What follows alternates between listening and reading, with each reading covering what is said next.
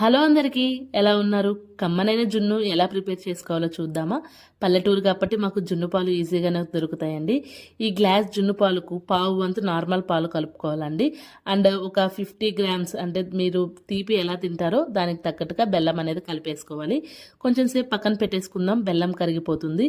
ఈ లోపల మిక్సీలో కొన్ని యాలకులు, పంచదార వేసుకొని యాలకుల పొడి అయితే గ్రైండ్ చేసేసుకోవాలండి. ఈ యాలకుల పొడి అనేది జున్ను పాలల్లో కలిపేసుకోవాలండి. బాగా బెల్లం, పంచదార అయితే కరిగిపోతుంది. ఇలా కరిగిపోయిన తర్వాత ఈ జున్ను పాలను అయితే ఒకసారి వడగట్టేసుకుందాము. ఎందుకంటే పిల్లలు యాలకుల పొడి ఎక్కువ ఇష్టపడరు, ఆ తొక్కులు, కాబట్టి పక్కన పెట్టేసుకుందాము. ఇంకా మనం ఉడికించడానికి స్టవ్ మీద ఒక పెద్దపాటి గిన్నె అయితే పెట్టేసుకోవాలి. దాంట్లో గిన్నె పెట్టుకోవడానికి ఒక స్టాండ్ పెట్టేసి జున్ను పాలు ఏదైతే ఉడకబెడుతున్నామో ఆ గిన్నెని పెట్టేసుకొని ప్లేట్లో పెట్టేసుకోవడమే ఫ్రెండ్స్.